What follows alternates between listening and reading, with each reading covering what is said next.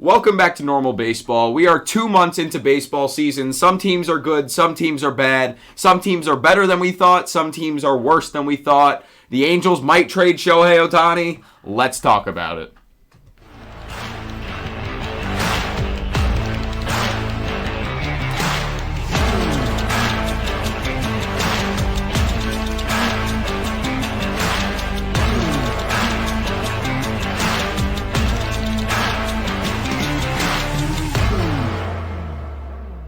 What's going on? Welcome back to yet another episode of the Normal Baseball Podcast. I'm Alex Normal Dog. That's Lewis. And today we have another episode for you guys. It's been a nice weekend of baseball, nice week of baseball, actually. A lot's been going on recently.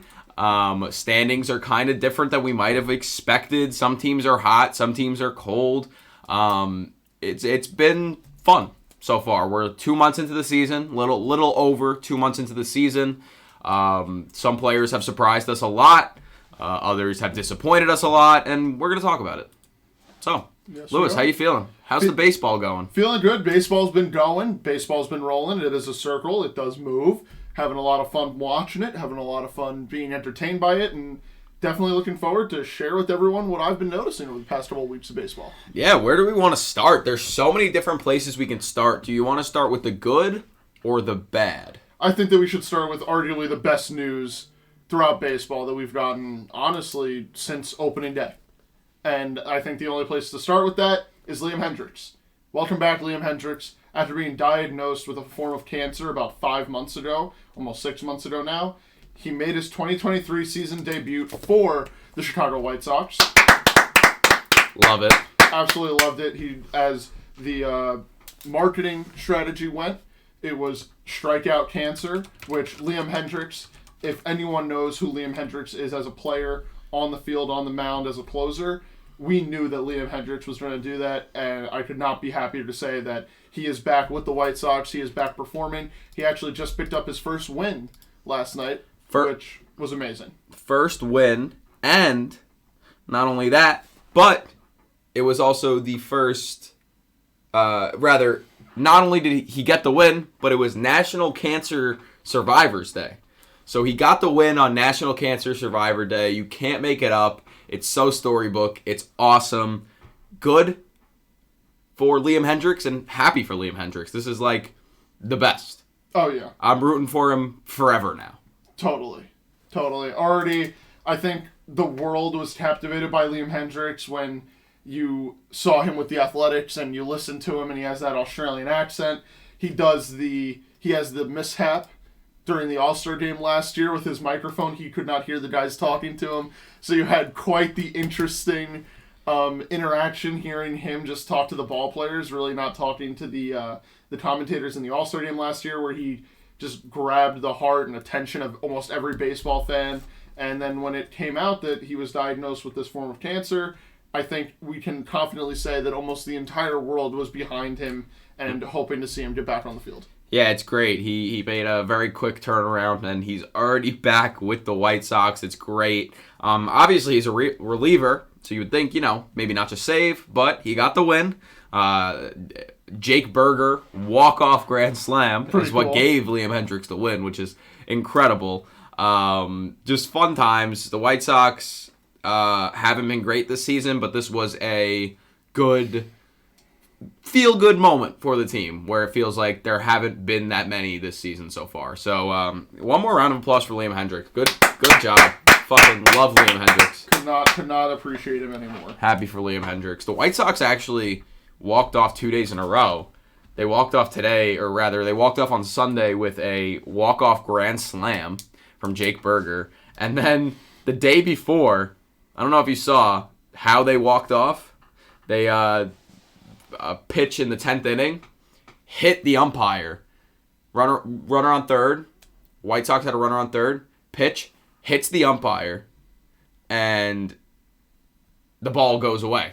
And the runner came in from third to score. So they had two pretty cool walk-offs on back-to-back days. And that stuff that you don't see every day. That hit the umpire, that was actually, I believe, the second time in White Sox history. Don't quote me on that. It was definitely like second or third time that the White Sox actually won the game without recording an RBI, which was interesting. very interesting. You don't see that too often in baseball. No, not at all. Not at all. So that was pretty cool. Well, only the Tigers would allow something like that, you know? Yep, the Detroit Tigers are a baseball team. That much I can confirm. Only the Detroit Tigers. But the Tigers actually, I mean, they're only 3.5 games out of first place. They're tied with the Guardians for second in the AL West. And granted, they are banking on the fact that, you know, the AL West, or rather the AL Central isn't good at all. I mean, the Twins lead the division. They're 2 games over 500, which is by far, I think, aside from the NL Central, is pretty by far the worst record of any division leader. Yeah. It's just not a good division. The Tigers, though. Do they have a chance? I'm going to say no, for the simple fact that now with the Guardians sort of coming back into full strength, which we'll talk about in a little bit, and the Twins finding their groove and barring any severe injury or major loss, I think they're going to keep up this pace, and the Tigers, I think, are playing at a level that's too high to be sustained for the team right now. Obviously, their one bright spot, Eduardo Rodriguez, who we'll talk about in a little bit, but injured now. Yeah, injured, and even then, he's only a starting pitcher. Can only pitch once every 5 days. Yeah, he can't do everything. It is very unfortunate, though. He is injured. He's going to be out, I think, 6 to 8 weeks. So, considering, I think his ERA is like 2.12 right now. So, considering he's had such a good start, it is kind of unfortunate to see a guy like that go down. But, yeah, the Tigers, my opinion, I don't think the Tigers actually have a shot. I think right now they're just kind of benefiting from the fact that the AL Central isn't good at all. You know, it's one of those things, because if they were in any other division, you know, they're in last place, second to last place, you know, by quite a bit, actually. So yeah, it was. I think it's going to be interesting to see what the Tigers do down the road. Obviously, they still have Javier Baez on that big team, on that big contract, kind of keeping him around. They have the young guys like Torkelson. Where are they going to send Baez? I'm not saying that they're going to send him anywhere. It's just I want to know what the next step in what direction they want to go with. They drafted Torkelson a couple of years ago, who's now up and seems to look a lot more comfortable a little bit. He's not been great. But compared to last season when he got called up, he looks a little more comfortable. Riley Green is playing arguably the most beautiful center field in the Central Division, in the AL Central. He has looked absolutely amazing. Injured right now. Yeah, did get injured a couple days ago, but so far has been playing stellar defense, and the bat is there. Obviously not a power hitter. I'm just interested to see what they want to do, because this is, I think, the best opportunity that the Tigers have had since they were like that dominant team in 2014, 15 was it? 2014? When they made it to the World Series? Yeah, the Miggy. I don't think they even have that close of a chance. I don't think it's... It's definitely their best chance since then. I don't even know if it is. They're horrible. Not horrible, but they're just benefiting from the fact they're playing the AL Central. Exactly. But Torkelson hasn't been great.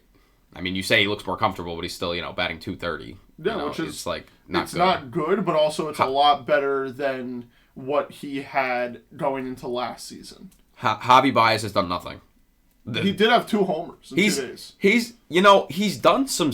He has I feel like he's done some pretty notable things this season. But in the grand scheme of things, everything else outweighs it, and he's just been bad.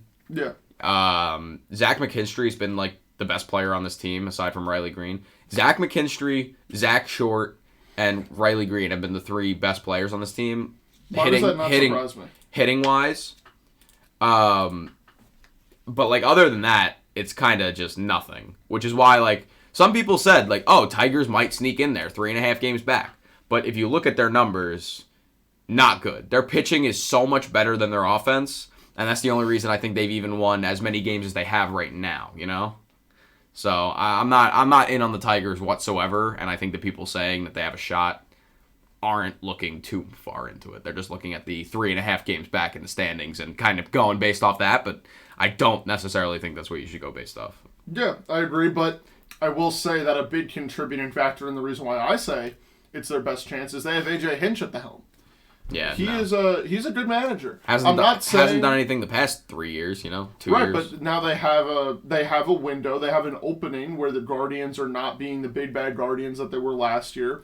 the Twins are kind of limping their way through the Central Division where they look very beatable, and teams have proved that time and time again. I feel comfortable saying there's a way that the Tigers make it interesting down the stretch. And I'm saying that 2 months into the season. I don't have that much faith in them.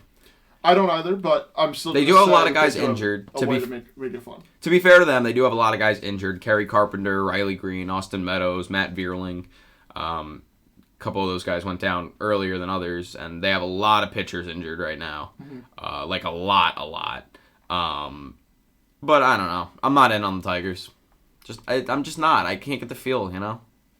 I would like to say I am amazed that I didn't know till just now that the Tigers' number 3 prospect in their organization is named Wilmer Flores. And I find that kind of funny.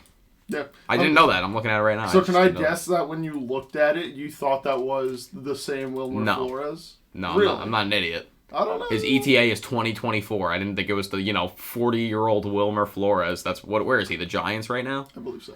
Yeah. I definitely did not think it would not have surprised me if you thought that. Really? Yeah. You think I'm that oblivious?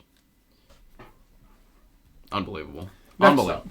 Well, but yeah. So that AL Central, not great. Like we said, the Twins, they've I don't want to say consistent, but they're 5-5 in their last 10. That just makes sense to me. They're not going on crazy winning streaks. They're not going on crazy losing streaks. They've lost 2 in a row right now, although they are about to play the Rays. So we'll see how that goes because the Rays are still the best team in baseball by record.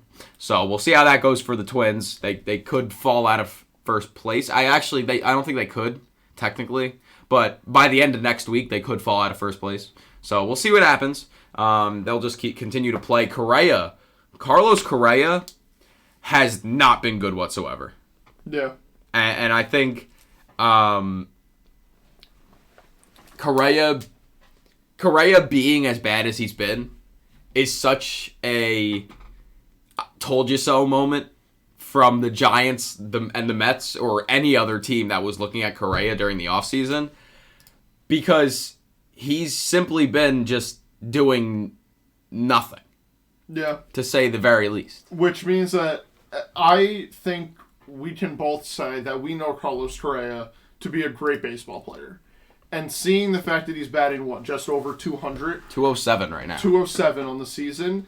I think that means that there's something else going on. Carlos Correa is a 28-year-old shortstop who has shown time and time again that he is a superstar. Is that fair to say? Yeah, he going is a superstar. Into this season, before a single game was played, it was easy to consider him a superstar. He is. No ifs, ands, or buts about it. I think the fact that he's not performing up to the standard of having that over 800 OPS or just there, that over 100 OPS plus, or just almost there type of season, shows that there's definitely something more going on. And could that be the injury that both the Giants and the Mets picked up on? Could it be the fact that he wasn't sure where he was playing until too late? Could it be the fact that he didn't train or heal in time properly from something that went on during the offseason?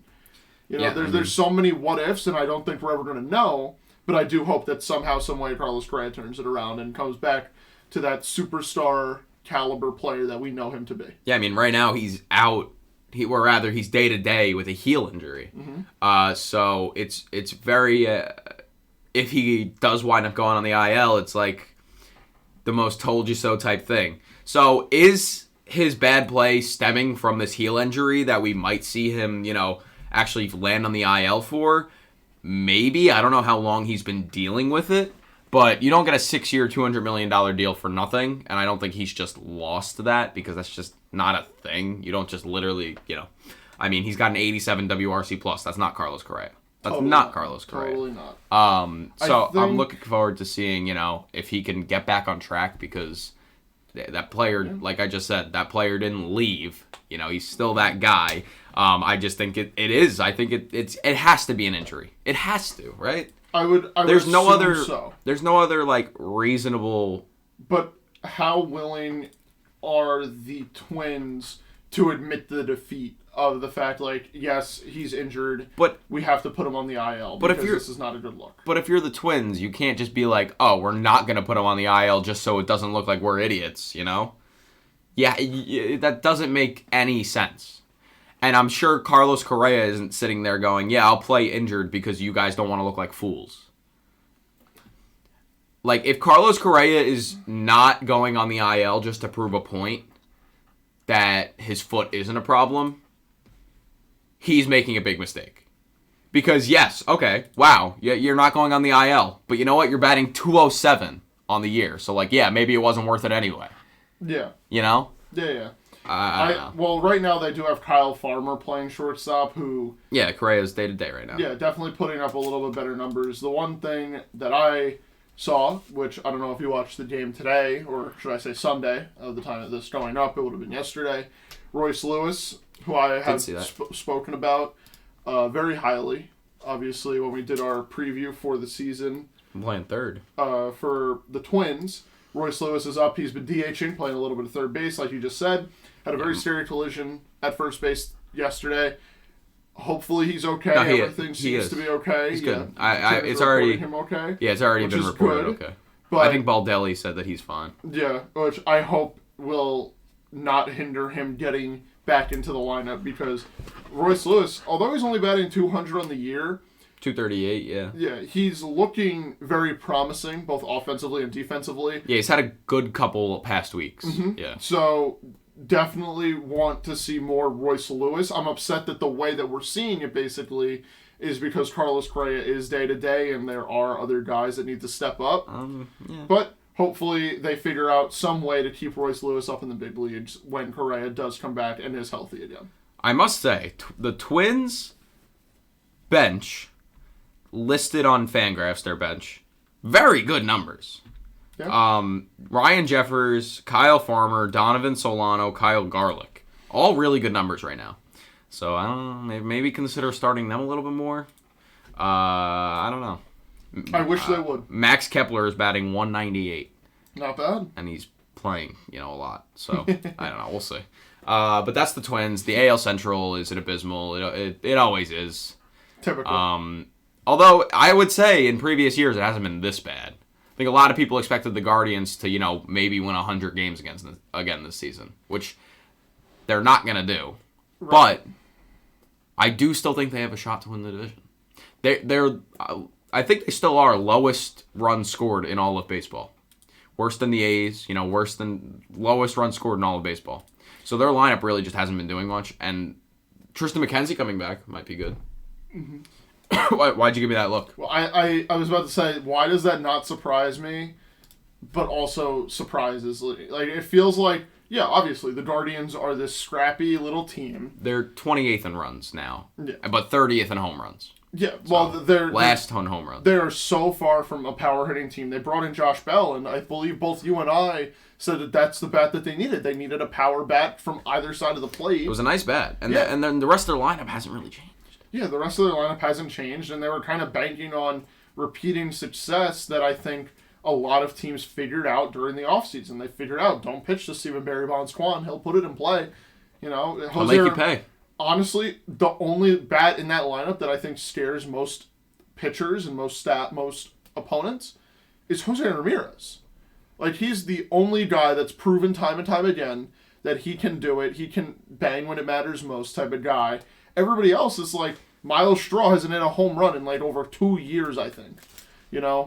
The Steven Kwan, yes, he can do all this. He can look amazing. They're figuring him out. He's batting like 260, which 260 isn't bad, but you can tell they're definitely figuring him out. Yeah, and they figured out most of the Guardians lineup for the simple fact of they know that they're built on weak contact and moving base to base, moving the chains, next man up.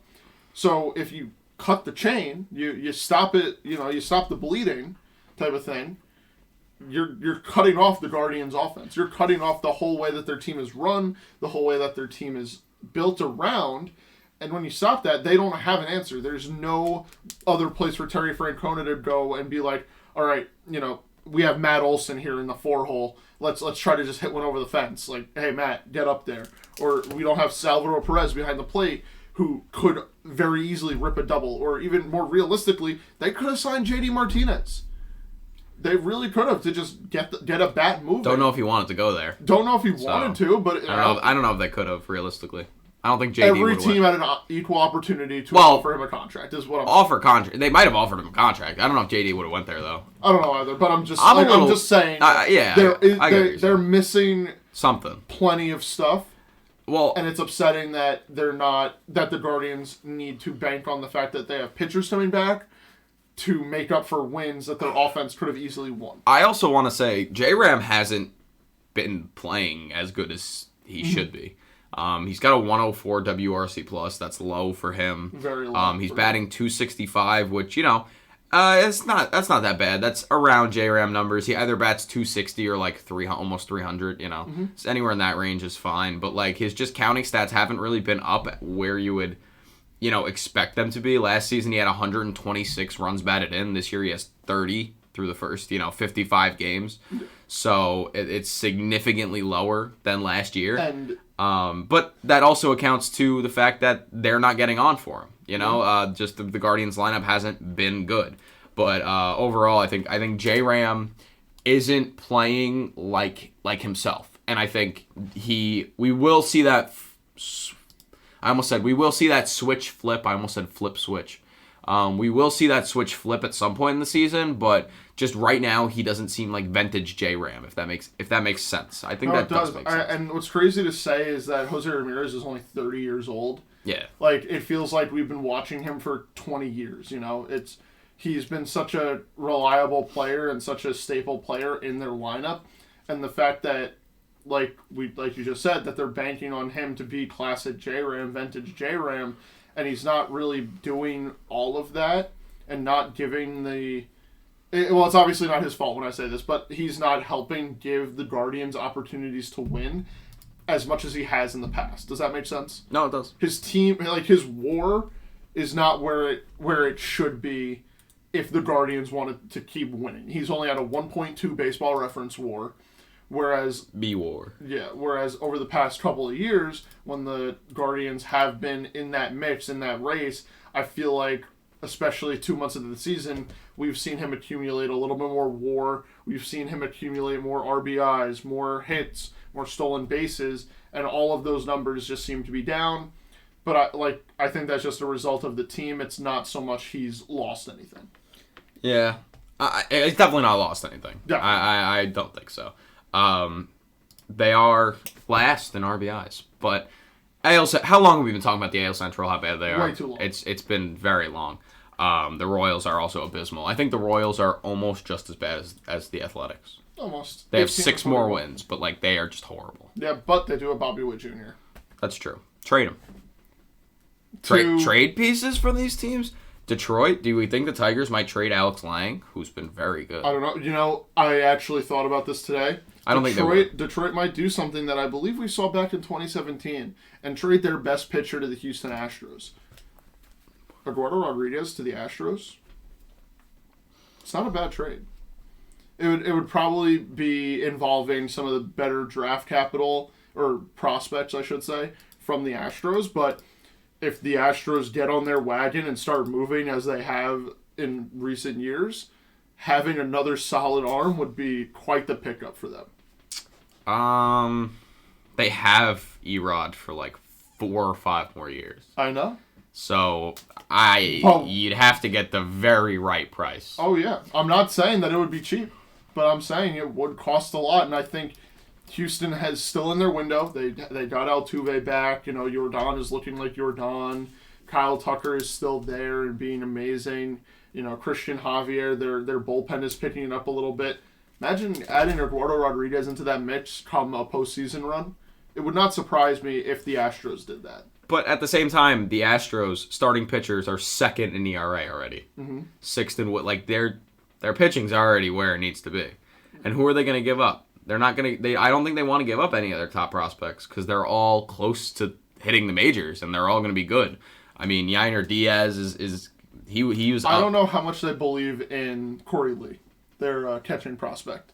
I don't know how much they believe in him because they have... Not that they need that many catching prospects. They already have a lot, you know. Right, but I'm saying that they tried to give him opportunities, and time after time he didn't come up big.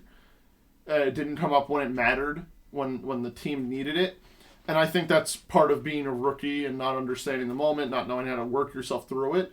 But the Astros, they're going to be cutthroat because their window of winning a World Series, although it's been open for 5-6 seasons now, you know, every day that Altuve gets a little bit older, you get Jose Altuve is 33.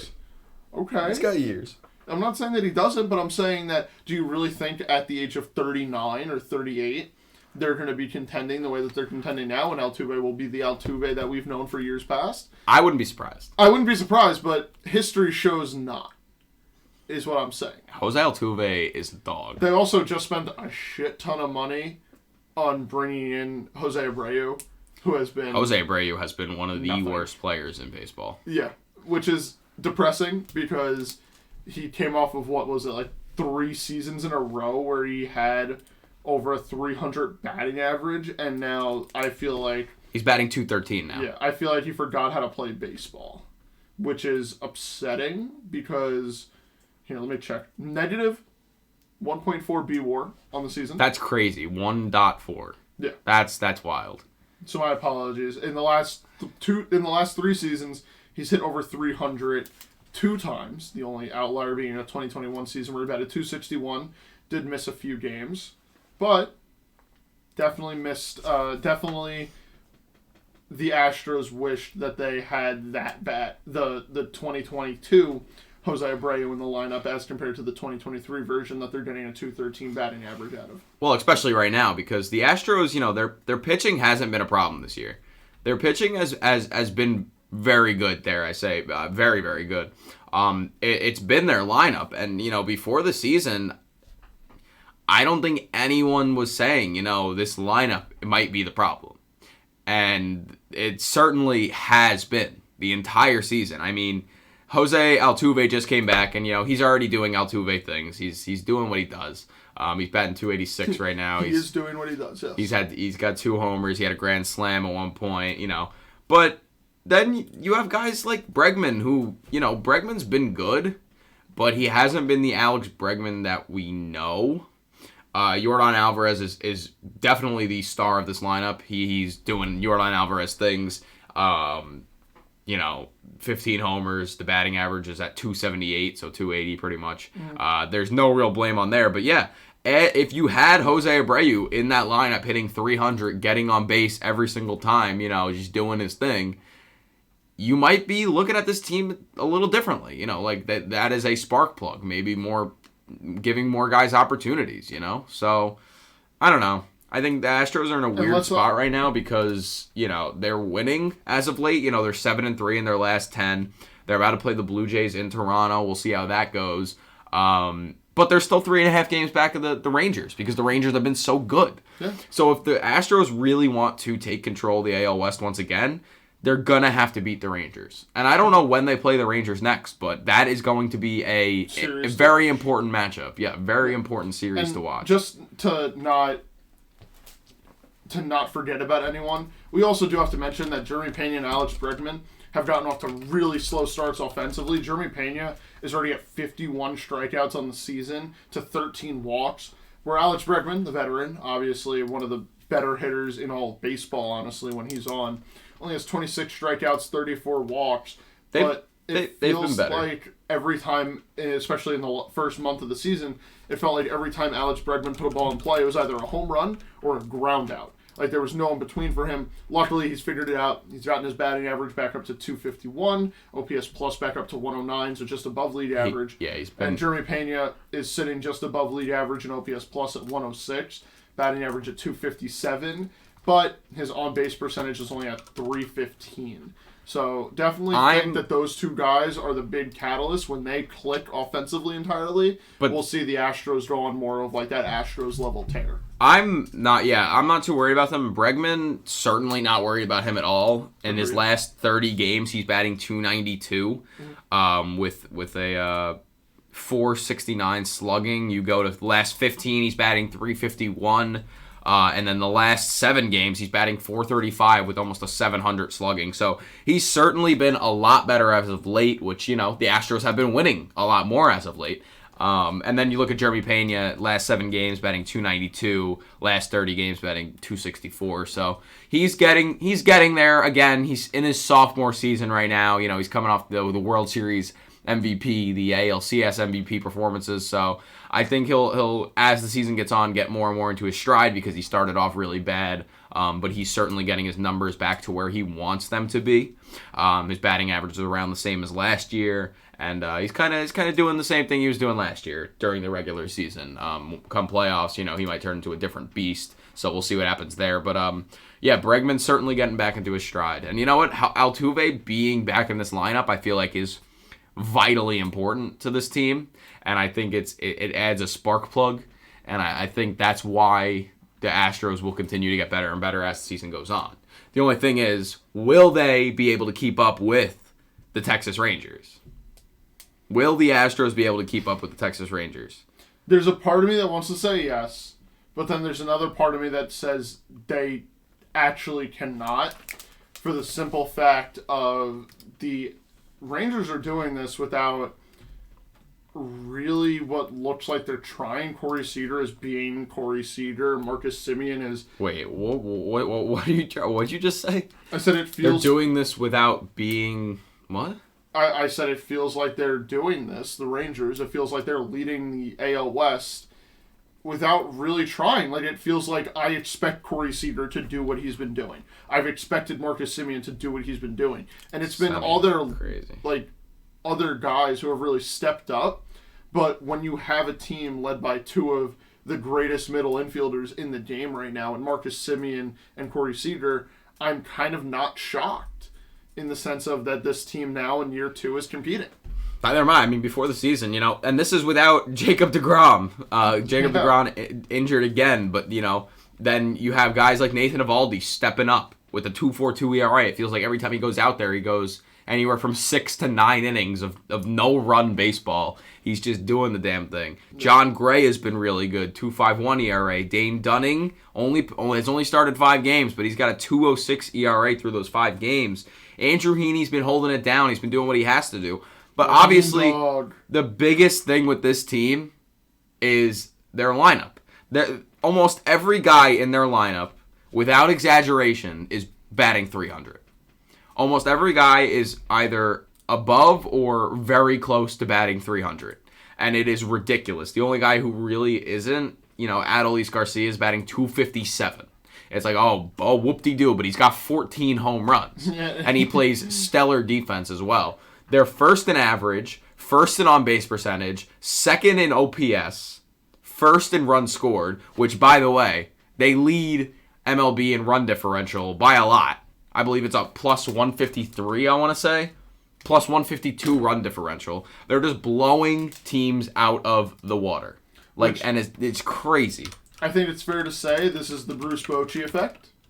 Is it fair to say that? I mean, he's a 3-time World Series champion. Yeah, and I think he's brought in a different ideology into stepping into the box for these hitters who we've seen guys. Jonah Heim is batting nearly .300 at 289 right now. Nathaniel Lau is batting .281. Marcus Semien batting .300 and being an amazing hitter as we saw 2 years ago, even at the end of last year. Josh Jung, guy that we were just talking about before we started recording, has been amazing. Everything that you just said, I can just keep reiterating.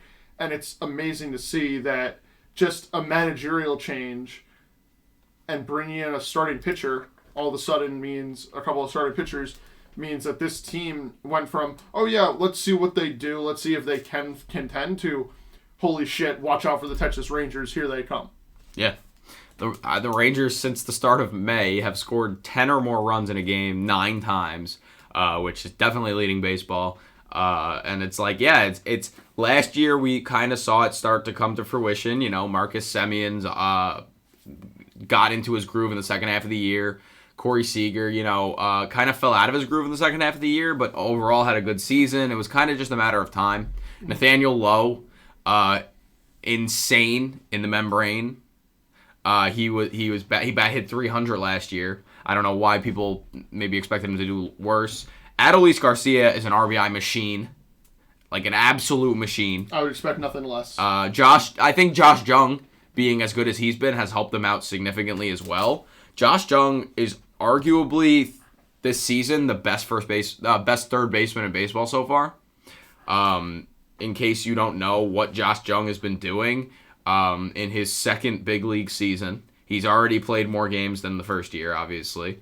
Batting .285 with a 132 WRC plus. He's got 12 homers, 37 RBIs, 40 runs scored, 11 doubles. He's just doing everything, it feels like. Yeah. And he's I feel a monster. like, yeah, the Rangers were kind of missing that third baseman. You know, Beltre left. Who's the Rangers' third baseman? Well, Beltre was quite some time ago. No, but I mean, since Beltre, have they had a notable third baseman? That's what I'm asking. That's what I'm trying to say. Not that I know of. Exactly. So Josh Jung, is he their third baseman of the future? I think it's fair to say yes. We can say yes to that. Yeah, as of right now, no, it's not outrageous to say yes to that. Yes to that as of right now, obviously. But I love what Josh Jung has been doing, and just overall the Rangers are insane. Will we see the Rangers try to pick up anybody that might be available in the trade market? Do you think that they need to make a splash, or do you think they're trending in the right direction without trading away a prospect like Sam Huff or Brad Miller? Or not Brad Miller is like 35 years old. I don't know why I just said his name. Like Sam Huff. I forget the other prospect that they have, but Sam Huff is obviously a monster. Well, they have Jack Leiter. Jack Leiter, I think he's untouchable for them. He hasn't been good. I don't know if you're aware, but Jack Leiter has been horrible. I trust Jack Leiter. He's been horrible. I think I said it even last year that he might start a game last season for the big league club. He ain't starting a game this season, I don't think. Yeah, he looks bad, but benefit of the doubt. He's been better. I think he's been better as of late. He started 10 games. He's got almost a 4 ERA, but that's in Double-A too, so we'll see. But yeah, back to your question about the trade deadline. I don't think the Rangers need to make a big splash. I think the move that they will make will be something like a reliever. You know, maybe they trade for Alex Lang. You know, maybe they trade for Alexis Diaz. You know, make a splash with that. You know who would fit really well in that Rangers bullpen?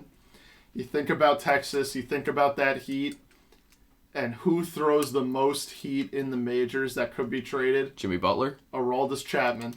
Chappie. Chapman to the Rangers? That sounds pretty cool. But do they want him?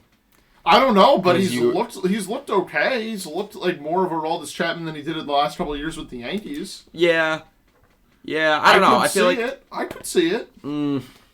There's a world in which the Rangers at the trade deadline look at themselves in the mirror and say, we're not going to contend. We're not going to be able to keep this up without knowing that there's a reliable bullpen arm for the second half of the season.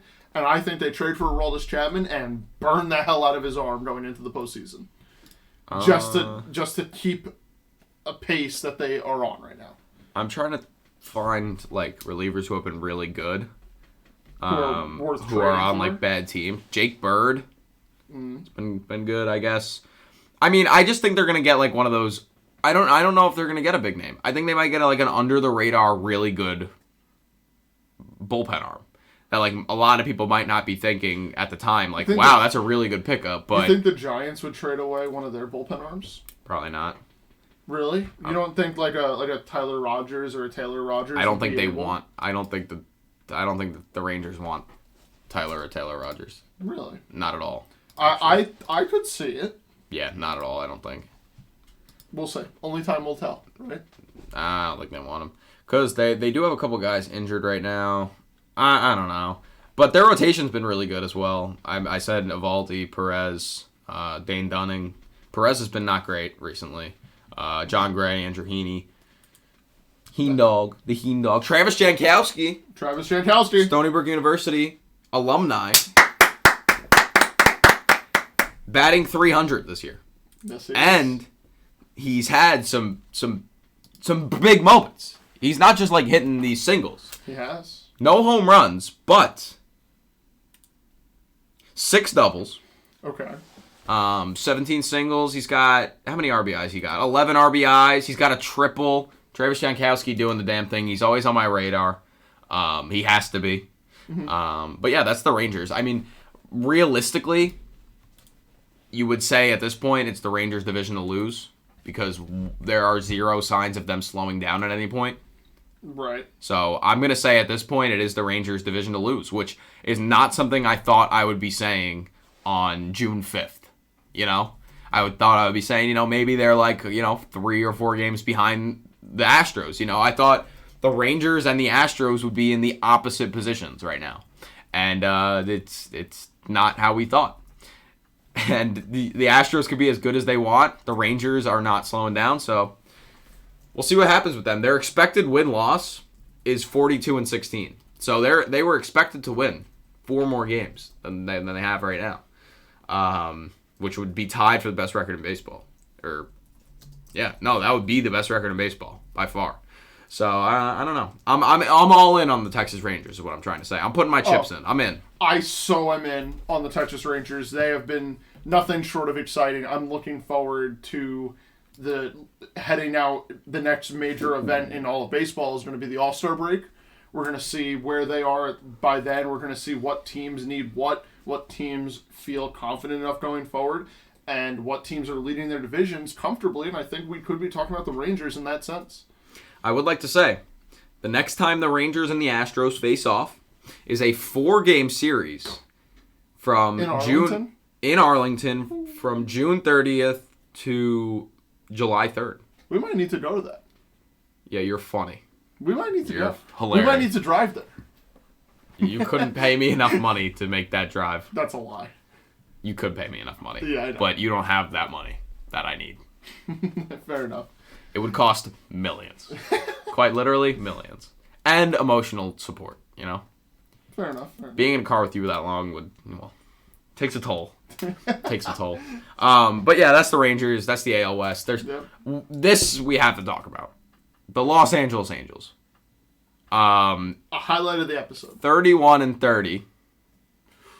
Not where they want to be, obviously. Shohei Ohtani is a free agent at the end of the season. Do we think there is any chance the Angels trade Shohei Ohtani before the trade deadline in a couple months? So let's do a little bit of analysis here. In a realistic sense, if the Angels have a competent front office that understands how baseball works, I think it's more than blatantly obvious that there's no way in hell going into next season Shohei Ohtani will be donning a Los Angeles Angels uniform. However, do you really think, as a front office, you want to trade away the best player baseball has seen in the last, 100 years since Babe Ruth, in the sense of he can do it both. Do both things on both sides of the ball, pitch and hit at a all-star, superstar level. Do they want to get rid of that? Do they want to wave the white flag and admit, hey, we have Mike Trout and Shohei Ohtani on this team, and we still can't get it done? Someone else take him off our hands. Then the question becomes, who trades for him?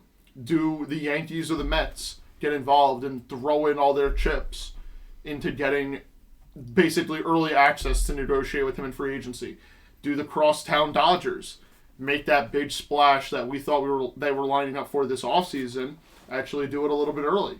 Do we see a rising contender like the Diamondbacks push all the chips in and say, hey, we're missing a bat and we're missing a pitcher. Shohei, come to the desert. Do we see the Athletics give them... All right. But, whoa! Did you just mention? Oh, shit. Damn it. We're not supposed to mention the Athletics. Oh, no! You did it first. We're not supposed to mention that team until... They sweep a team, so you just broke the golden rule. I do apologize. But you actually made the rule. I would love to see where, if Shohei Ohtani does go up on the trade block, it's going to be a very public thing. My hot take, I think, is between the Mets and the Rangers. Who wants him? I'd love to see him in a Rangers uniform. That'd be kind of cool. It would be really But would they trade within the AL West? I think what would the Rangers have to give up? Because they'd have to give up some big league talent. I don't think the Angels are just taking prospects. I think the Angels would take prospects, a shitload of money, and rights to equal draft opportunity. Like rights to draft picks. There's no You can't trade draft picks. No, you can draft the player for the other team and then trade him for basically nothing. I don't see that happening. It would not surprise me if he ended up in Texas. The Angels could go one of two ways with this. They could either approach it the deadline, say they're still 8.5, 9 games out at the deadline, and they approach it like, we're bad. Shohei's gone. Even if he's not gone, there's no point in having him for the second half of the season. Let's get prospects. Let's get big league talent even. Let's get whatever we can. Let's rub a team dry because Shohei Ohtani, even for half a season to a contending team, is worth whatever the Angels ask for. Essentially. And let's trade him. Let's see what we can do. Or they can approach it the way they might. 90% chance that they go about it this way. Sitting there going, well, instead of trading Ohtani, let's maybe try to continue to get him some more backup and try to trade for a pitcher. And they're going to try to trade for a contending team's pitcher, and they're going to say no. So then they're going to go to a pitcher that they think is going to make more of an impact than he actually will, and it'll just go horribly wrong, and their pitching will still be bad, which is still going to be why they lose games, and they'll just waste another half season of Shohei Ohtani. Which I think that might be the route they're going. I think their pitching is horrible, which is what's new. That's the Angels' story. Their pitching sucks. Mm-hmm. It's every year. So, selfishly, I think the consensus among every individual baseball fan is we want to see Shohei Ohtani in a contending situation. We just saw him in the WBC prior to this season, and he looked like he was having so much fun.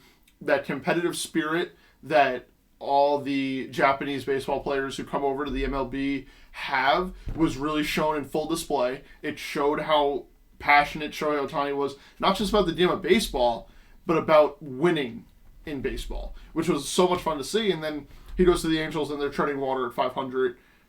Selfishly, I think it would be the cooler thing to see him get traded. However, the more realistic thing, the Angels keep him, do their best to try to figure out maybe like a 3-year deal or a 4-year deal. But you're going to get the big powerhouses of the Dodgers, the Yankees, the Mets, hell, the Rangers even, giving this like, what is he, 31 years old or 30 years old at the time of his free agency? There's going to be a team. Shohei? No, he's 28 right now. Oh, so he's going to be 29 basically going into next season. He's going to be 29. There's going to be one of those 4 teams that I just mentioned is going to give him a 10-year contract deal. They're going to offer it to him. It's just a matter of, does he want to commit to that? Does he want to play for that team? Does he feel confident in the amount of money that he's making? Because genuinely, like I've said plenty of times, we could be looking at the first ever $600 million player. Which is a lot of money. The Shohei Ohtani free agency is going to be one of the craziest things we've ever seen. Yeah, and without the only other real big name was Manny Machado prior to him signing his extension before the season started. So this is going to be the offseason of Ohtani, and if you don't like hearing the word Shohei Ohtani, I recommend... Well, he's getting whatever he wants. Not hearing anything that I think anybody in baseball has to say over the offseason. The Angels, man. They're just stupid.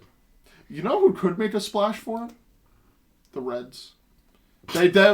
Serious note, they have a shit ton of prospects coming up. Shut up. Super young. Shut up. And imagine at the helm. Yeah, you know what they'll do? Shohei Ohtani. They'll trade for driving the boat. They'll trade for Matt McClain. 1-for-1, Shohei Ohtani for Matt McClain. And then you'll just be sitting there like, wow, we still don't have pitching, so I don't know what's going on here. Dude, we don't have pitching yet. We don't have a bat. What are we doing? Let the Reds make Shohei their closer. Give away Alexis Diaz. That'd be an electric closer, Ohtani. That would be. But it wouldn't be as worth it. We've seen it before. But it wouldn't be as worth it. It wouldn't. It would be cool. It would be cool, but it wouldn't be as worth it. What do you think Shohei Ohtani's like closer song would be?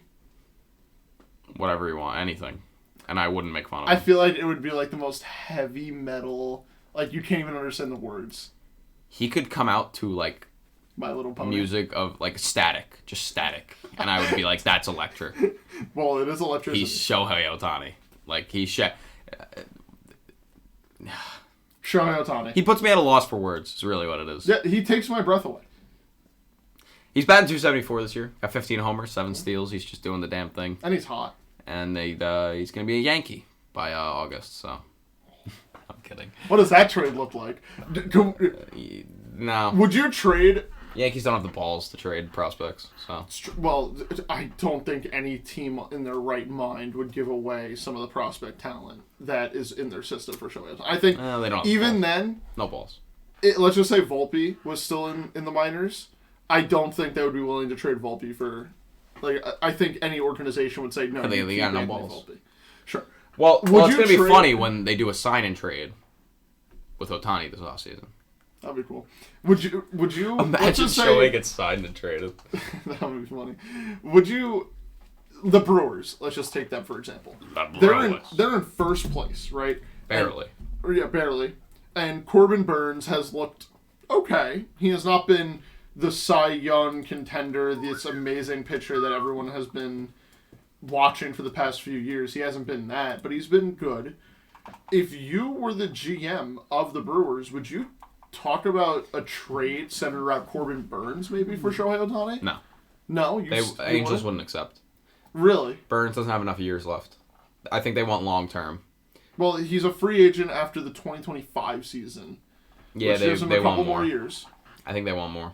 Well, yeah, obviously realistically, there'll be a bunch of prospects as well. Like, it's not just one for one. Well, yeah, no. Unless Corbin Burns turns into the best hitter in baseball. I don't think it's gonna happen. I don't think the Brewers are gonna get too small of a market. Yeah, but that would be Angels so don't cool. care. But that would be so cool. Yeah, but the Angels don't care. He's an athletic. I think it's again. We have to. We already said it once. I have to. Sorry, but it has to happen.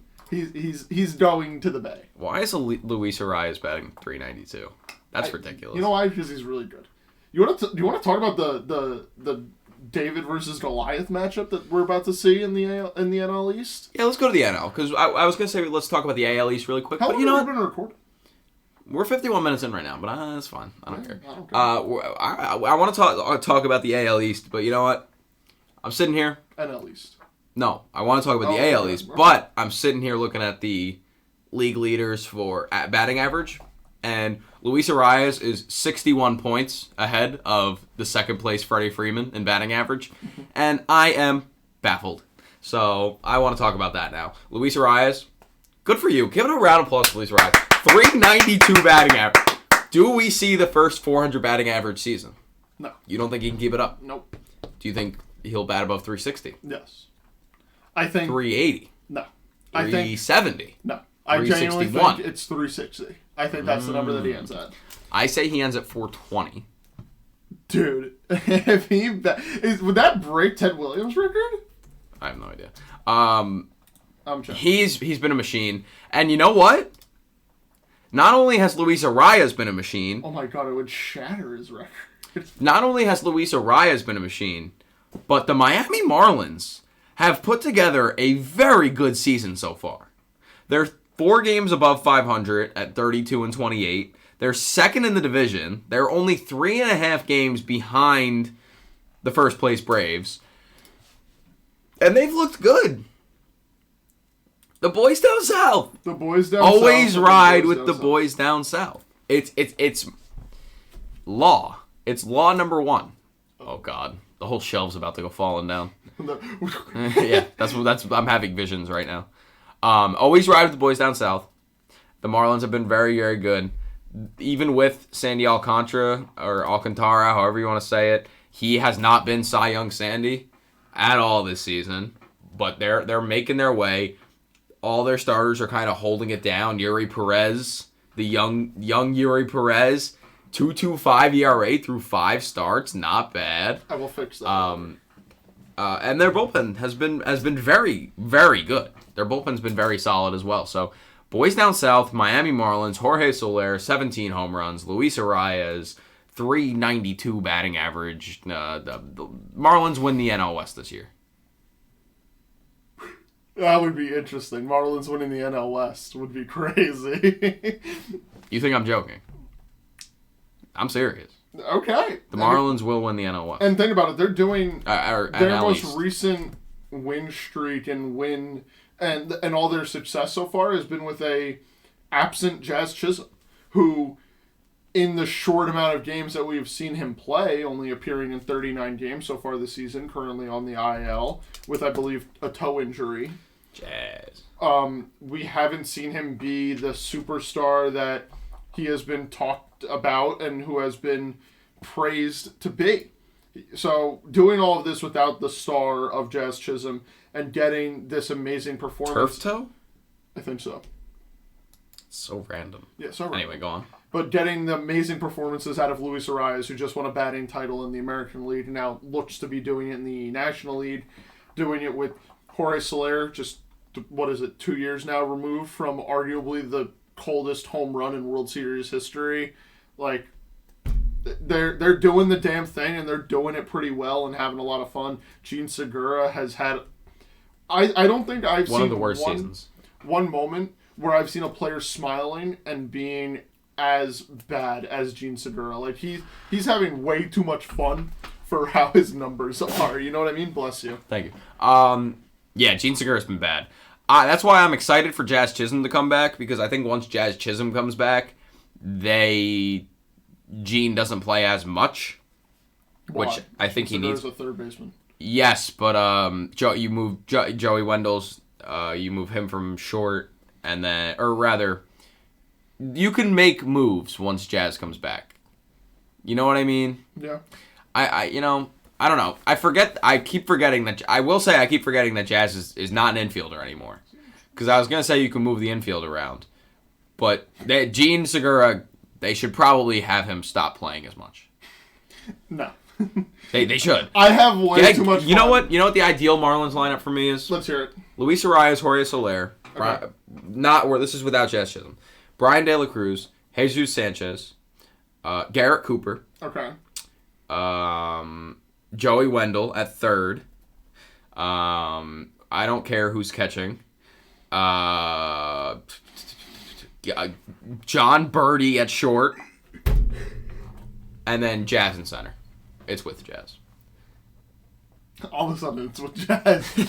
Well, I'm sitting here and I'm like, what center fielders do they have? It's either Garrett Hampson, Jonathan Davis, or Jazz. So I'm putting Jazz. Jonathan Davis is not hauling ass in center field. Hey, he's batting 300 right now. Never said that he was bad. 36 plate appearances, batting 300. He's putting up Luis Arias numbers. Luis Arias-esque numbers. Brian De La Cruz has been very good for this team, too. Boys down south always ride. The Mets fucking suck. Can we talk about that for a minute? Oh, yeah. Of course we can. What is going on with the Amazons? They're not so fucking amazing right now. The Amazons. Good one. Not so amazing right now. The New York Mets are 30-30 and even 500. Mid, as some may say. Scherzer had a couple has had like 4 really, really good starts in a row. Which good for Max Scherzer. But they're still 500. Yeah. They just got swept by the Blue Jays, which, have that as you will. In New York, by the way, in Queens, in Flushing, they got swept by the Blue Jays, which You mean they got flushed by the Blue Jays? They got flushed. They literally got flushed by the Blue Jays. Flushed away. Flush factory by the Blue Jays. Yeah. Good movie. Flushed away. Good movie. All right, but yeah, they've been bad. Pete Alonso has 21 home runs. I don't care. Hey. He's on 61 homer pace. Yeah, I don't care. I care. You know why I don't care? Because they suck. Because they're 500, and they have Max Scherzer, Justin Verlander, Francisco Lindor, Pete Alonso, Jeff McNeil, Starling Marte. No way you were saying Starling Marte. Brandon Nimmo. There we go. Now say it. Now say Starling Marte. Let's put them in the right order here. I'm not putting them in any order, actually. You're a terrible human being. Jeff McHitz, who has not been Jeff McHitz. I was just attacked. McNeil has been bad. Daniel Vogelbach has yet to record horrible. a steal attempt. I told you he wasn't stealing this year. There's no After way. that commercial, Starling... if you told me he was going to steal 100 bases, I'd believe you. Mets fans, say what you want about Starling Marte. He has 17 steals this season. That's pretty good. I believe good. Before the season started, I said I wanted to see his steals numbers go back up. And they have so far this season. So I'm glad about that. And he's been better as of recently. Brett Beatty started off really hot, has got kind of cold. Francisco Alvarez had that nice week. Okay, but also, to be fair, Buck Showalter has very clearly been showing favorability towards the older guys, which, not to... like makes sense. It makes sense. They're more well-versed in the major leagues, but the only way to get these guys, the younger guys of Francisco Alvarez, Brett Brady, Mark Venitos, more... Vientos, Venitos, whatever, pitch rush. The only way to get them more comfortable in the big leagues is to fucking play them, Buck. Buck Showalter, I think, is very... I think it's fair to say, top 20 manager. Top 20? No. Top 10? Like, of all time. Oh, okay. Like, Buck Showalter is an amazing manager. Good manager. And the fact that he is not playing these guys who, honestly, are the next Mets. Like, Jeff McNeil won't be around forever. Brandon Nimmo is 30 years old, sure, but he will eventually have to share an outfield with someone. He can't just be out there flying down home run balls by himself. I want them to send down Mark Vientos. Really? He's not playing. But Why he would can. you? But he can. But he's not. That's the issue. I don't care if he can. You know what the issue was? They got rid of Gary Sanchez. They DFA Gary Sanchez, and from there, it's just the beginning of the end. Yeah. Beginning of the end for every team. You don't DFA a Yankee great like Gary Sanchez or Aaron Hicks and expect your team to do it. No, I do legitimately think Mark Vientos has to be sent down because, like... He can't make contact with the ball. Is a third base. He's a quarter infielder. Yeah. They have Brett Beatty, who's another young guy, so it's pitch posh there. You're going to start Vientos or Beatty. Both of them need to be playing every day. Hey, even then, and you have the other corner of the infield. But you have Pete Alonso at first base, who... No. You want Pete playing first base. So what are you going to do? Have Vientos DHing? His bat hasn't been good at all. So there's no DHing there. I think him or Beatty has to start literally every day, and I think one of them has to go down, and I think it should be Vientos.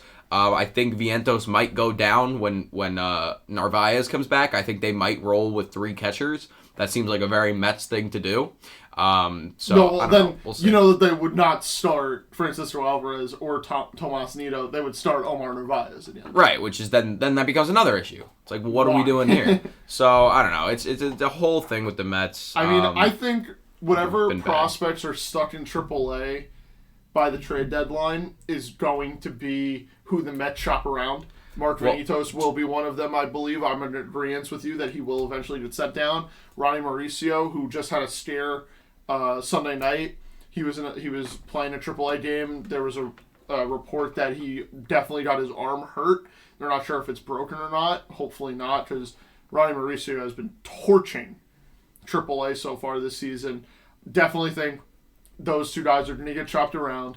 Steve Cohen is getting a little itchy. He wants to win this World Series that he talked about when he bought the team, saying that he was going to win 1 World Series in 5 years. That he wanted that window.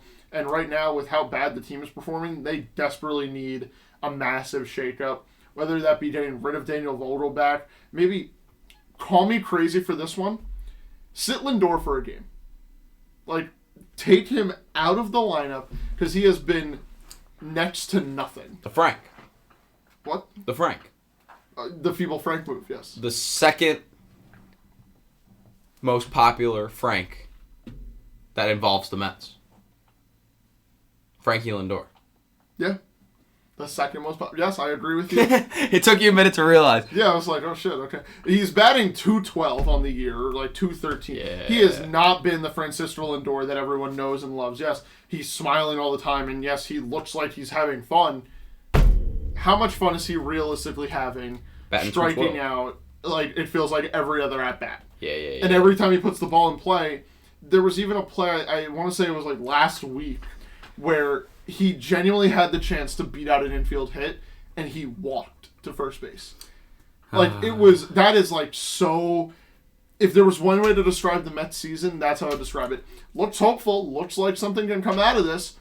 Francisco Lindor is walking down to first base on a ball that he very clearly could have made it to first base on. Do you remember that that disagreement we had earlier in the season about would we rather have Correa or Lindor? I'd genuinely rather have a fucking folding chair out there right now. They both suck. Yeah, they both suck right now. So we'll see. I don't know. Now, put a folding chair with a glove duct tape to like one of the legs, and I think that would be just as effective. My biggest concern though is like, unlike Correa, I don't think Lindor is dealing with any injury.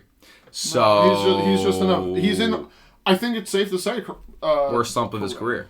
Yeah, Francisco Lindor is in the worst slump of his career. But to start off a season 60 games in and a team that is underperforming significantly, it's just not good. It's not a good look. Yeah. And like I said, the whole Pete Alonso, he has 21 home runs right now.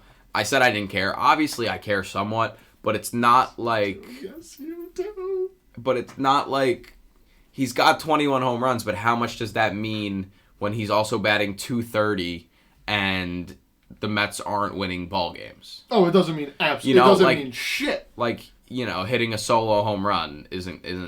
Well, the Mets are kings of having the most offense when shit does not matter. Garbage time. Garbage time home runs are the Mets' motto since '87. Let's just be real here. They're very good at performing when shit does not matter. Why 87? Well, they won a World Series in '86. Oh, okay. Well, I guess, yeah. They've been the kings of doing it. It's impressive, but... Kodai Senga's been good. Yeah, you got shelled today. Yeah, you got shelled today, but he pitched, well, I guess, except for today, he pitches better at home than away, which makes sense. He didn't really get shelled either. What was it, 4 runs, 5 innings or something? 4 runs in like 3 innings. Oh, was it 3 innings? And Vlad hit the craziest home run I think I've ever seen on an inside pitch. Yeah. Turned on it, like just gets it down the left field line. Gone in a hurry. Yeah, definitely. I think the Mets need a massive shakeup. Buck Showalter has been known to be this guy that is willing to bite the bullet and do something that people are not expecting him to do, if that means that you're going to win ball games. And I think a big part of it, obviously, which we have not even spoken about, is their bullpen. Bullpen is not good whatsoever for the Mets right now. They're definitely missing that Edwin Diaz guy, who has been amazing. Yeah, that guy. Yeah, that guy. I think I know that guy. Who, barring a Game 7 World Series that the Mets are in, will probably not pitch this season. I want... Game 7 World Series, Edwin Diaz coming back. It's going to be electric. Yeah, I think the Mets need just a serious shakeup. If that be Buck Showalter sitting Lindor, or, hell, putting Mark Vanitos at first base, making, what's his name, Pete Alonso DH for the day. Like, just do something that changes it up a little bit, that shows that, hey, everyone can be comfortable. Everyone can be happy that they're collecting their game check after every game or whatever and getting their money. But we want to win some fucking ball games. We want to go out and have fun and win while having all this fun. No more fucking around. Let's go win. Let's stop just smiling because we're losing. You know? Yeah. There's a difference between, always having a good morale in the clubhouse to, we don't care when we lose. Yeah. I'm not saying they don't care that they're losing, but... There's no urgency in winning. Yeah. Which is upsetting because this team is the most expensive team in baseball, and they are not performing like it. Not at all. Unlike their counterpart, the Atlanta Braves.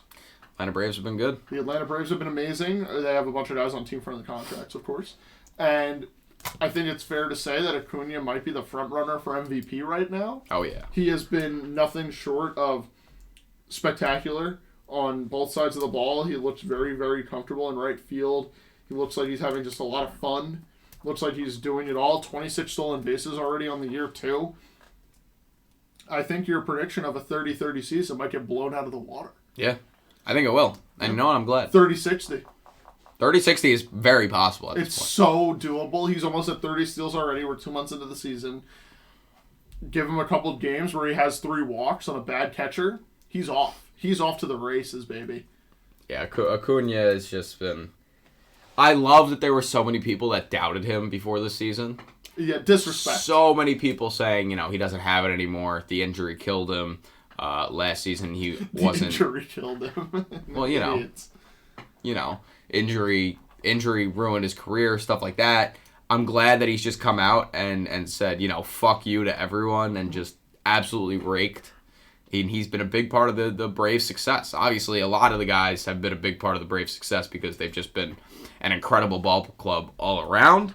But he certainly has been the best player on the Braves so far. So, you ready for this? Let's go Acuna. Ronald Acuna Jr. and the season that he's having proves more of a point for the argument of Barry Bonds being Barry Bonds. Sure, You can do all these steroids. You can have all these setbacks.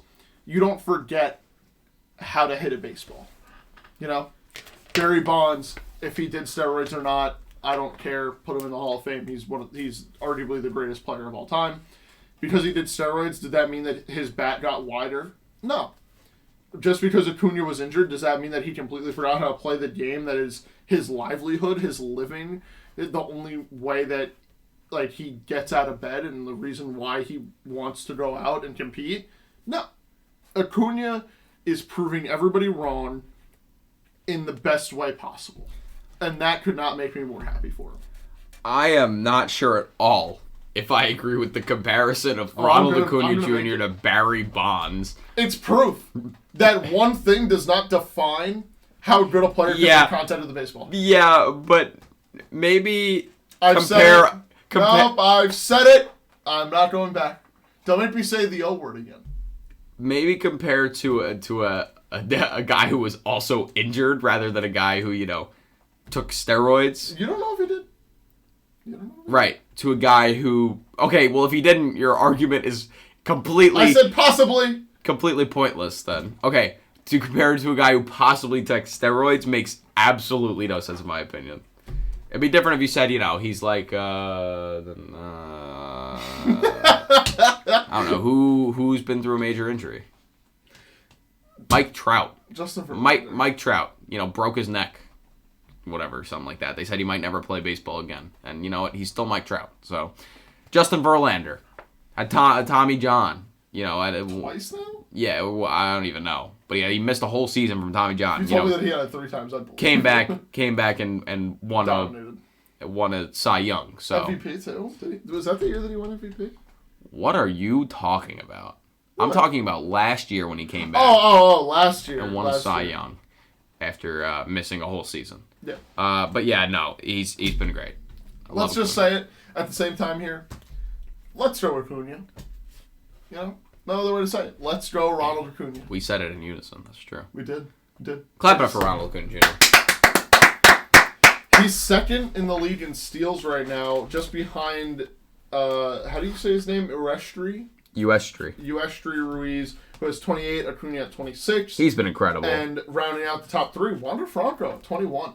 I love Urestri Ruiz. Yeah. I absolutely love him. I think it's fair to say that in the year 2023, he's the best player on the team that wears orange. Not orange. Green and blue. I mean, green and yellow. Are you colorblind? It's 11:41. We've been going for, an hour and a half now? Nah, we're at hour 12, hour 13. Let's do the Homer draft. Weekly ding-dongs. Little more than weekly. It will be weekly now. Weekly ding-dongs. So on May 19th, I think it was, you picked Benintendi and Rowdy Tellez. Your current score is 9. Yep. So let us know how that went. Andrew Benintendi actually could not even hit if he was on a T-ball field. Yeah, he had 4 home runs last year. Didn't expect him to. I was really banking on Benny Biceps. 0 home runs out of him. Rowdy Tellez got off to a great start. He hit 2 homers in 2 days, basically right after I picked him, and then fell off the face of the earth when it came to home runs. Baseball. So I added 2 to my total. I'm now at 11. I've broken double digits 2 months into the season. So you're at 11. At 11. How about you? How do you? Well, last time I picked Luis Robert. Robert, however you want to say it, or Nolan Arenado. They each had 1, so I added 2 to my score, so you didn't gain. I'm at 21 right now. So it's 11 to 21. I still have the 10-point lead. Yep. Do you want the first pick this week? Yes, I do. All right, go for it. Fernando Tatis Jr. Okay. Straight, dry, simple, right to the point.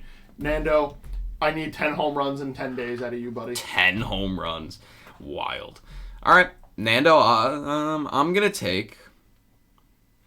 We just talked about him. I'll take Ronald Acuna Jr. Okay. And you know what? I won't even take a wraparound. You can go. All right. Anthony Santander, Baltimore Orioles. Ripping the Band-Aid off, baby. In Milwaukee. This week. All right. Fair. I'm going to go with Josh Jung. Okay. For my second pick. So I have Josh Jung and Ronald Acuna Jr. Yep. And I have Anthony Santander, the Baltimore Orioles, and Fernando Tatis Jr. of the San Diego Padres. Okay. Which... Good tandem.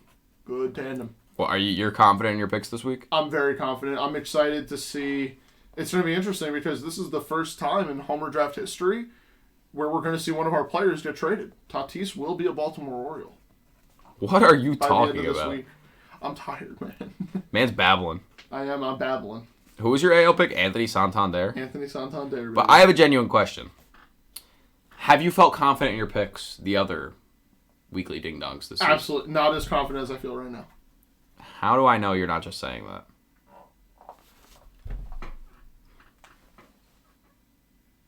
This is a great What are you watching? I asked you a question and you didn't answer. What are you talking about? It's simple. I asked you a question, you didn't answer, then called me out. It's simple. Fernando Tatis Jr. has obviously been Okay, all right. You know what? We're moving on. Fuck you. How about that? All right, so moving on. Where do we want to go? AL East. AL Best. AL Best. AL Most. AL Most. The AL East is insane. The Yankees, the Orioles, the Rays, all up there with the best. The Blue Jays, or the Reds. All 5 teams are good. All 5 teams have over 30 wins, which is, if you guessed it, the only division in baseball that is close to doing that, or that is doing that. You know, no other division is close, is what I'm trying to say. It's a crazy division. The Rays lead baseball in win percentage, wins 42-19. They have gotten a little bit cold recently. Not cold, but not as dominant as they've been. Because guess what? They've hit a harder part of their schedule. The Orioles are 4 games back at 37-22. They're playing Milwaukee this week. And the Yankees just took 2 out of 3 from the Dodgers and are 6.5 games back. They're 35-25. Or rather 36-25. So what do we think? What do we think about the AL East? I think it's going to continue to be a dogfight for a while, and I think it's going to be really, really fun. So I think eventually we're going to see the Rays kind of really hit the immovable object, because so far they've been the unstoppable force. And we've seen it over their, the last month. They did not play this crazy win percentage of baseball. And then now we're going to just see them play more and more difficult competition because they've gotten all of their easier matchups out of the way. I mean, they have a series against Boston right now. Then they go to Minnesota, and then they go to Texas. Is their next 2 series is the Twins and the Rangers. Rangers have been crazy, and let me just say right now, I don't think I'm going to miss one pitch of the weekend series between the Tampa Bay Rays and the Texas Rangers. That is going to be an amazing series to watch, and we'll talk about that more in our next episode. But looking forward to that one. I just genuinely think that the Rays are not going to be able to do this any longer, and I think they're going to get stopped, and it's going to be a hard stop. They play so good at home. How sustainable is it? Now, they're going to be playing better teams. Are they playing the Rangers at home? They're playing the Rangers at home, yes. I don't know. I think... Oh, I'm sorry. They play the Twins at home, too. Sorry about that. So they got a homestand coming up. Yeah. And they're home... No, they're away in Fenway right now. I don't know, man. I legitimately don't know. I think pitching... I think the opposing teams are going to eventually figure out how to pitch around their guys and figure out what doesn't work. The Rays have been this leader in baseball numbers and baseball analytics forever, and I think it's only as poetic as baseball can get, as the Rays are going to get figured out by the same analytics that they use to get this early lead. And I still think, genuinely, at this point, that they're still going to win the division.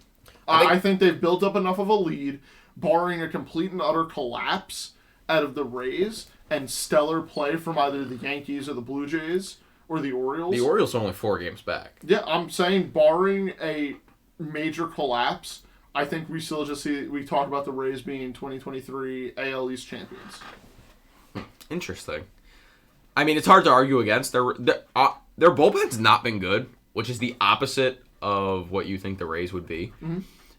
So, but they're starting pitching. It feels like and they're the hitting. next guy up. It doesn't even matter. Yeah, crazy. It's wild. And now they're getting back Tyler Glass now. I think I don't know. I can't fully say that they win the division yet because only 4 games back. They're getting to, like you said, a little tougher part in your schedule, and the Orioles don't seem like they're slowing down anytime soon. So, I will say that this month in June, they have 3. I think it's fair to say free series. Oakland, Kansas City. Yep. And based on how the Mariners have been playing, it might be a very not free. It might be an easier series to take than we think. I would say the Twins would be an easier series than the Mariners. I'm torn on that one.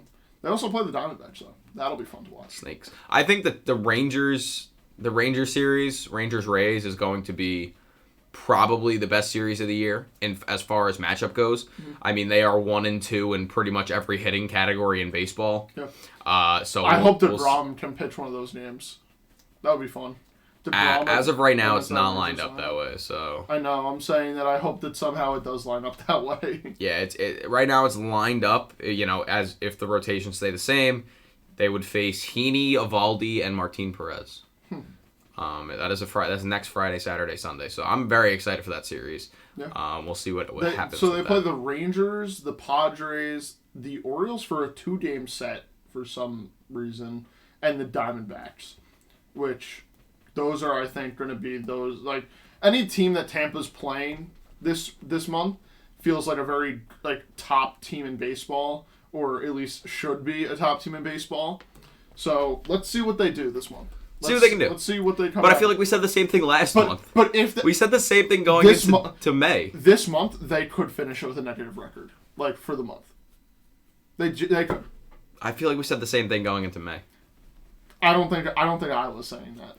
I think there was a part of me that said it. Maybe not negative record, but going into May, we were definitely saying, let's see what happened, because we're not fully convinced I'm yet. going to be seeing until the last day of the season. Well, because I'm going to be seeing after the last day of the season, because that's when playoff starts. Fair enough. And I don't plan on going blind anytime soon. So I'm always just saying. I planned on you going blind soon. Uh-oh. All right, well, Rays are going to Ray. Imagine if their bullpen was as good as it has been in past years. I don't think they would have lost a single game all season. Bullpen. Yeah, I don't think they would have lost a single season. The Yankees bullpen has been very good. Yeah, stellar. They just took 2 out of 3 from the Doyers, who are now tied for first place with the Diamondbacks. So we'll see what. The Snakes, baby! Los Serpientes. But yeah, they took 2 out of 3 from the Dodgers in LA. Aaron Judge broke their stadium. Aaron Judge broke the stadium. He ran into the fence, and it just collapsed because, it's a fence and it's Aaron Judge. It's hard to handle that much, man. The Yankees bullpen is the best in baseball right now. Yeah, first in ERA. They don't give up home runs. They don't give up many runs. They don't give up many hits. Their starters have been not where they want them to be. Obviously, we may see Rodon come back fairly soon. It's looking like he started to throw a little bit more than, he's starting to ramp up. Doing a live BP on Wednesday, reported by the Yankees. So we'll see what he can do. Domingo Germán just had a really good start tonight. Yep. The only guy who really in their rotation who hasn't like stacked up as you would want them to is Nestor Cortes Jr. Who just went down with an injury. He's headed to the IL. Has not been great. So hopefully coming back from that he could be a little bit better. I find it obviously crazy Bader back on the IL kind of sucks too. I find it crazy that the Yankees have, let me just read off a couple names: Jonathan Loáisiga, Ian Hamilton, Greg Wessert. Right, those 3 guys. Wessert, however the fuck you want to say it. Those 3 guys are all not currently with the Yankees in their bullpen, and the Yankees are still scrapping together the guys of Clay Holmes, Albert Abreu, Ron Marinaccio, Wandy Peralta, and Jimmy Cordero, and Michael King, basically, to get out, and they're doing it at this crazy pace, this crazy rate, where they've looked amazing doing it. And let's not forget, their super utility man, IKF, Isaiah Kiner-Falefa, I believe we spoke about it before we started recording, he's been much better as a utility guy as compared to being a strict shortstop. I love IKF now. He's doing his job. He's been playing a lot of center field since Bader went down, which is fine. But I can live with that. He's getting a lot of hits. He's getting on base when it matters. And I kind of love him now. And his defense in center isn't that bad. Knock on wood. It's not that bad right now. Yeah. I can't feel is out there. Not to mention they just got reinforcements. They got Donaldson, Stanton, and Tommy Kahnle all off the IL on the same day. Donaldson had 2 home runs. I would have killed on to Friday be on that night. Plane. A cross-country flight with Giancarlo Stanton, Josh Donaldson, and Tommy Kahnle. From what I've heard about all 3 of them, there's no way that was not an entertaining flight. That had to have been a very fun flight. Maybe. I don't know. Tommy Kahnle is known for his I can't imagine flights. them 3 together. Really? I mean, I can. I can. They all play on the same team, but you know what I mean. Well, yeah, but Tommy Kahnle, I don't know if you ever heard all the stories about when the Yankees went to go play in London. No, I believe you, though. But he was a nutcase on that plane. I would have loved to see what he was doing with just 2 other people on that plane, basically. I want to see Stanton start to be Stanton again.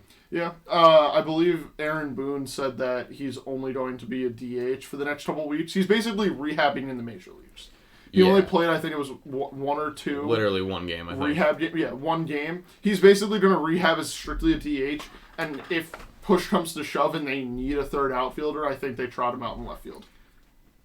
Yeah, but they don't, because Jake Bauers is out there, IKF, they got Aaron Judge. That's what I'm saying. Dire situation. They won't. The Martians have the death beam pointed at Earth. And they say, they play Giancarlo Stanton in left field or we fire. Nah, they would They're let putting him. Giancarlo in left. They would let him fire. Willie Calhoun is playing left field before Giancarlo Stanton. Absolutely. I cannot stand that guy. Why? What do you have against Willie Calhoun? He's taking at-bats away from Kyle Higashioka. Higashioka. The home run. Astroka. Yeah, Aaron Judge has 19 home runs, which he missed 10 games. Or he missed 11 games. And he's got 19 home runs. He's an absolute dog. He's almost batting 300 because that's what he does. Again. Anthony Rizzo has been incredible. His batting average has gone up significantly from last year, and he has 11 home runs, so he's been like the perfect Anthony Rizzo so far. Gleyber Torres has gotten a little bit cold recently, but is still overall being a very good second baseman. You know what annoys me about Gleyber right now? Let's hear it. His stolen base numbers. He's still at 5 steals. I feel like he hasn't stolen a base in a long time. And I feel like in the first week of the season, he stole like all 5 of those bases. So I would love to see him running more. I would love to see just all of the Yankees. Don't know why they just stopped, you know? But yeah. Yankees. What else do we have? Let me make a statement about Trey Turner. Please do. Trey Turner is on the Phillies. We all know this. Well said. Well said. There you go. TikTok. That's the clip. He's on the Phillies.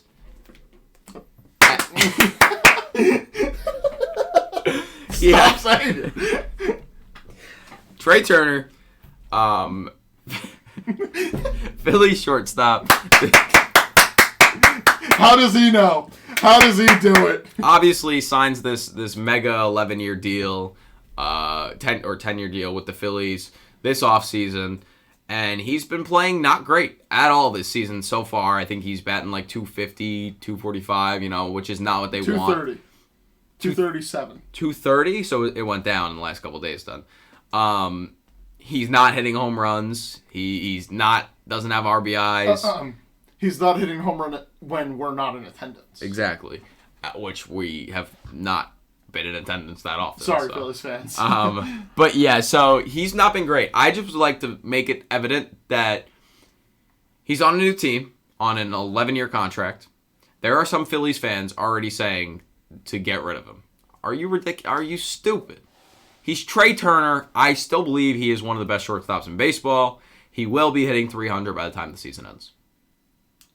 Oh my God. Wow. So Trey Turner, the Philadelphia Phillies,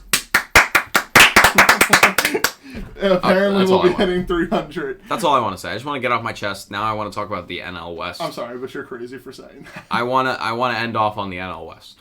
I don't want to talk about the NL Central. I'm sick of the NL Central. I want to talk about the NL West. And I want to talk about the fact that the Arizona Diamondbacks are tied for first place in the NL West at... Oh, my God. D-backs. The Snakes. How do they do it? Serpientes. How do they do it?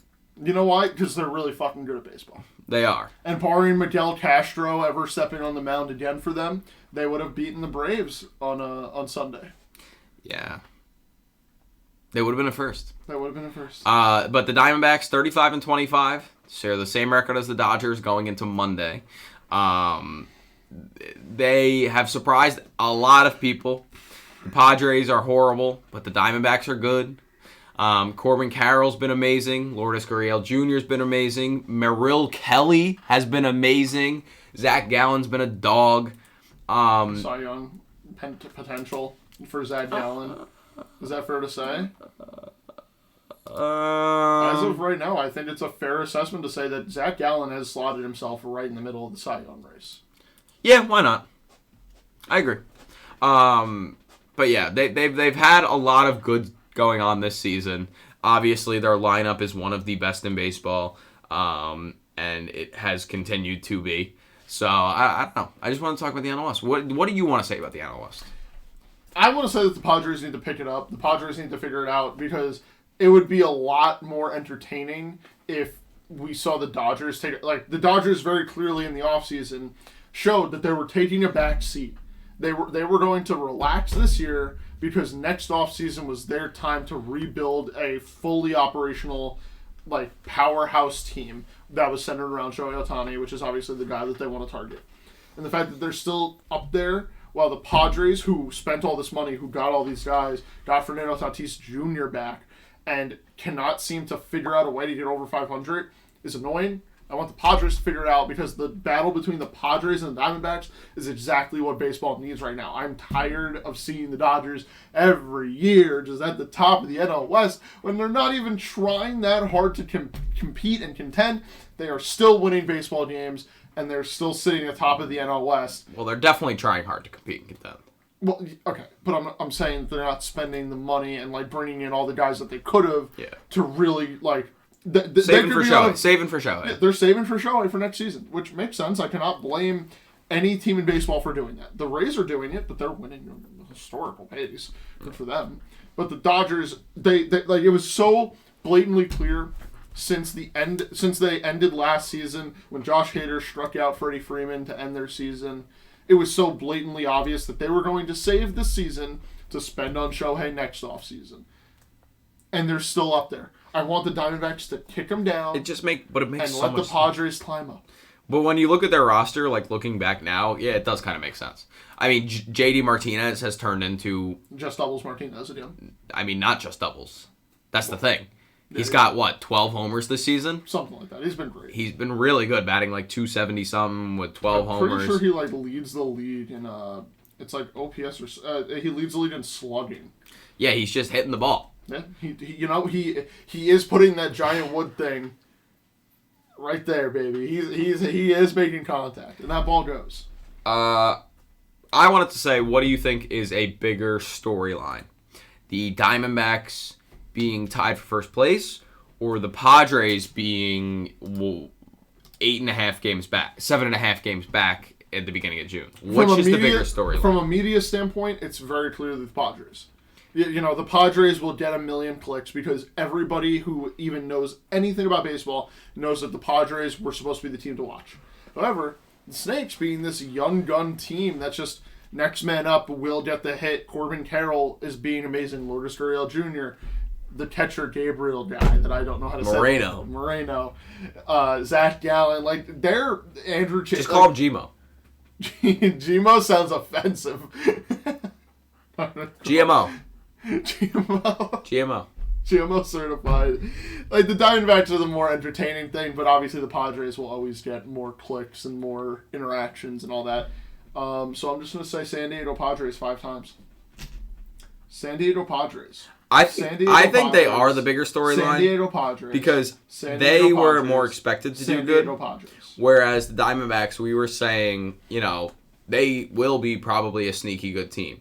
The Padres, we didn't really say there's any way that they would be 7.5 games back in June. I would have told you they would be 7.5 games up. Yeah, literally. But their pitching just has failed them all season. I think they got too high on the magical run that they had in the postseason when it came to their pitching.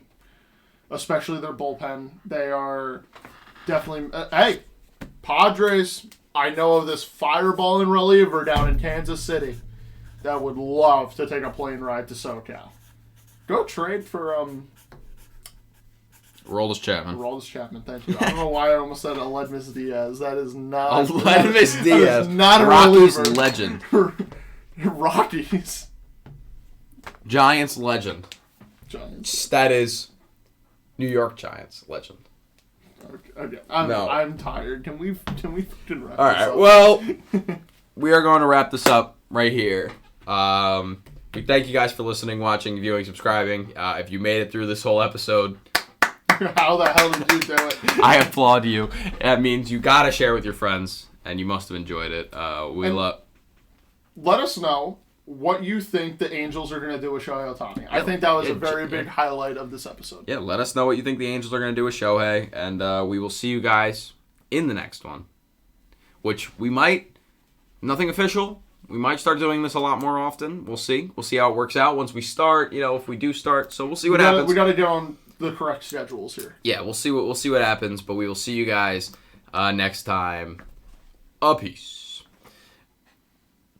Bang! From downtown! Oh, I didn't...